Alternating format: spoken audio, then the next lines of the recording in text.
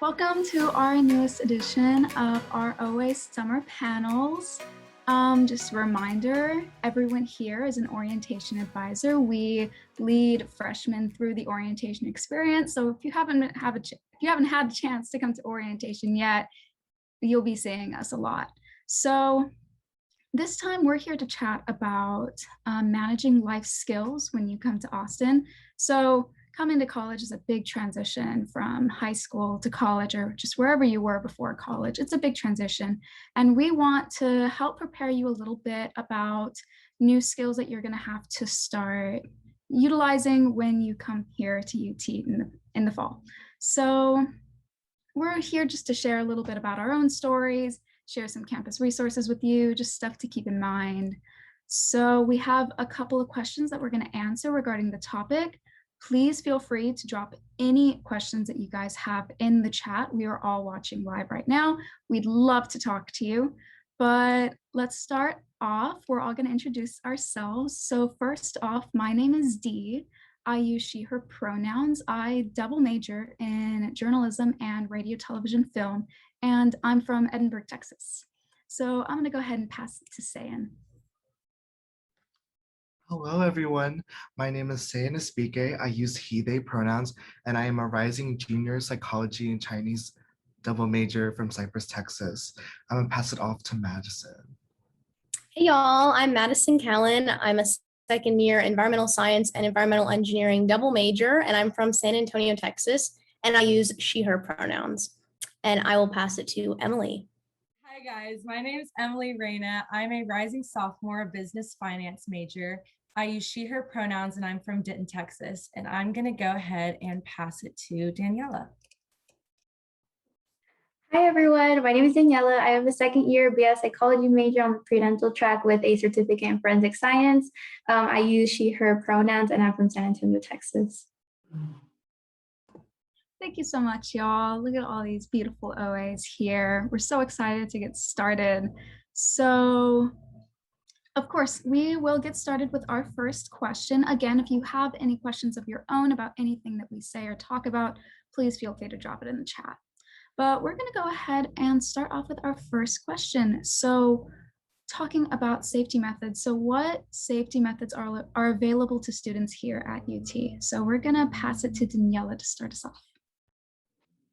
All right, so there are a lot of safety methods available for you all too, which include the Sure Walk and UT Night Rides. So these programs are free and they allow you to request staff to accompany you if you feel unsafe getting home, especially at night. There's also the UTPD, which offers a free safety app called Live Safe at UT Austin, which allows you to text 911 dispatch, and you can also submit photos or videos if calling is not an option. But I think in general, just make sure to always be safe and aware of your surroundings. I'm going to go ahead and talk a little bit about this too. Daniela basically covered all of the best resources we have at UT for safety methods. SureWalk is an amazing one. Like she said, it helps you get from one place to another at night if you don't feel safe walking. SureWalk is they've totally got you. UTPD, we have a great police department at UT. They're really devoted to the students, to making sure the students are safe at all times. They have the app really, I mean, it's a great app to utilize, to have downloaded, to just always feel safe that way. I think that also the phrase, at least Longhorns take care of each other, can also apply to this, because one of your best resources is each other. You know, students at UT, we look out for each other. We make sure that no one walks alone at night, make sure that all your friends are safe, making sure that we're all making safe choices. And we can do that, I think, a really good way, you know, together as a student body. So that's really cool. We're going to go ahead and move on to our next question. So what is a good way to start networking here at UT? So I'm going to go ahead and pass it to Emily to answer this question first.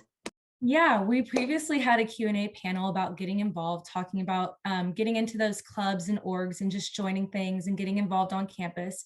And one of the great ways that getting involved helps you is because it'll lay that foundation to start networking and meeting new people, which is great, especially for your own personal development and career development. You might get new perspectives from people on things you didn't think about in a certain way.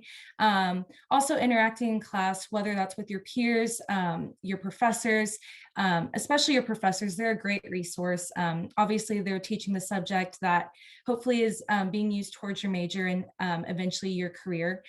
So making an effort to know people, whether that's in your club, going to career fairs, stuff like that, and being intentional, that's a great way to start networking, because you never know who you can draw upon that you've come in contact with. Yeah, for sure. Great points. Networking is super important. It's super important to start making that effort. I'm going to pass it to Sayan to talk a little bit about it as well.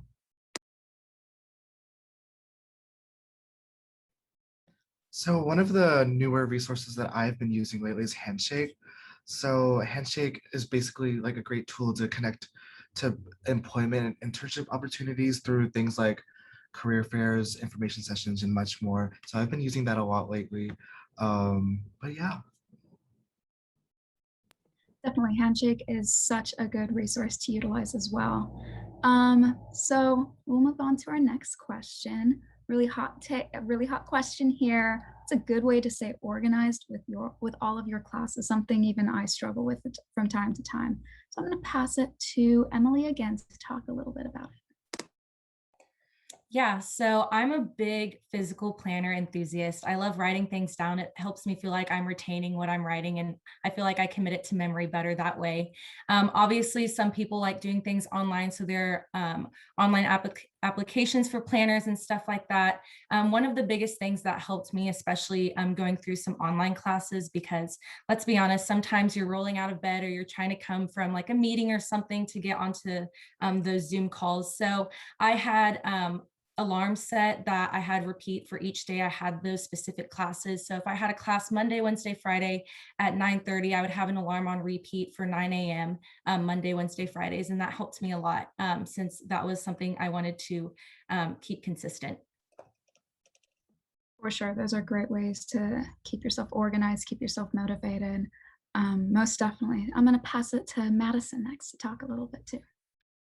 Yeah, so I definitely agree with Emily on the using planners. I love using planners. But another great way to stay organized is to use folders. You can either use physical folders, or if you have a lot of online classes, you could just use something like on Google Drive or just your desktop.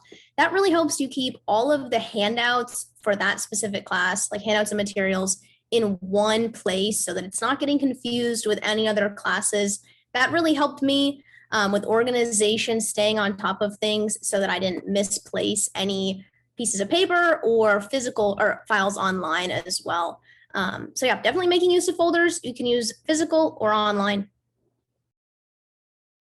For sure, that is such a good tip. I think that is great, like to keep all of your things all in like their own personal places so you don't lose anything. I might even totally take up some of these advice tips. So we'll go ahead and move on to our next question. Another really popular question, really important. What's a good way to keep your dorm room organized and clean? Again, something I struggled with when I lived on campus. So I'll go ahead and pass it to Emily here. Yeah, so coming onto campus, experiencing that dorm life, something I didn't think about was how I would be having to clean myself. Like I would have to bring that upon myself. There was no one to remind me that, hey, you need to take out the trash, you need to clean your bathroom. So my roommate and I definitely split up tasks. We had a list of all the things that we would need to do consistently. So whether that's taking out the trash, cleaning your bathroom, laundry, stuff like that. And we would actually set aside things that each of us would do. And we would alternate each week, and then having specific days of the week that you would dedicate things to. So I always did laundry on Sundays, kept it consistent. I do love my consistency. So that's a good way that I navigated that, keeping my dorm organized and clean. For sure. I remember laundry being the big slap in the face that I had to do all on my own. Like, what? So great tips, totally. So I'm going to pass it to Madison to talk a little bit as well. So I actually did not live in a dorm. I lived off campus, but some of the same tips can be applied for a dorm as well. Definitely bring basic cleaning supplies, like Emily sort of mentioned. Very important to have those. Maybe you won't use them all the time, but they can come in handy if you need. Another thing is that I like to implement in my apartment that can also be used in a dorm is to try to leave a clean room every night before you go to sleep. Try to pick anything up, dry any dishes, put them away. Make sure that everything is the way that you want it to be before you wake up, so that when you wake up, you don't have to deal with the mess or things like that. It's helpful to go to sleep with everything really clean and organized. That's such a good tip, for sure. Um, so yeah, we're gonna move on to our next question. So how should we budget our money here at UT? Another really important topic here. So I'm gonna pass it back to Madison to talk. Yeah, so budgeting can be a big task new to a lot of people. First and foremost, be aware of your monthly expenses. They can really start to add up.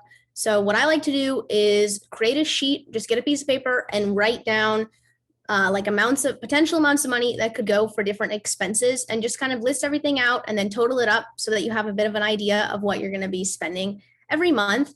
Another good tip is to always overestimate so that you're not left with too little money. So when you're budgeting, try to go a little bit more than you think you might need, just in case anything comes up. And then something else that I also like to do is keep all of your purchase or payment receipts, whether that be like online or a physical receipt. That's very helpful in case you need to dispute any charges, or maybe you forgot to like include this in your certain payment in your budgeting. That's really helpful so that you don't forget everything. You can keep track of what you spent every month. For sure. Amazing tips there. I'm going to talk a little bit about this as well. So Madison talked really well about budgeting and being very mindful about the things that you do buy. So keeping in mind things that you know you like to buy, maybe things that you know you like eating all the time, and maybe like challenging yourself to try new things, maybe eat out a little bit less. Keep in mind of how much money you have each month, like Madison said. Amazing tips. There's also an office located in the Dean of Services called the Student Emergency Services. And they can help students basically in like any emergency. So like housing problems, food insecurity, if you feel very, very anxious about like your monthly allowance, maybe you feel like you don't have enough for the month, you can definitely drop in. There's always going to be somewhere there to talk to you. Basically, they're just there to make sure that you feel comfortable here at UT and you feel like you're able to succeed in every aspect. So I feel like that's a really good resource as well, especially when you talk about like budgeting money, maybe something that's totally new to you. That's always going to be there. So for sure, keeping in mind like the things that you buy, being very mindful about your monthly purchases, stuff like that. So with that, we'll move to our next question, which is, what are ways to monitor yourself and your mental health with your newfound independence? So mental health is super, super important. So I'm going to pass it to Daniela to start us off on this topic. Yeah, so I think mental health and physical health comes hand in hand, and it's also easy to forget to take care of yourself in the midst of like transitioning college, academics, work, and everything else you may have going on. So I think it's always important to make sure you do the small things too. Eat a nutritious meal, go outside or to the gym, and make sure you keep up with your friends and family in between classes, call them or something. And there's also a free resource called the UT Outpost, which is part of the emergency services that we were talking about earlier. It's offered to students facing food insecurity or who have trouble affording healthier options.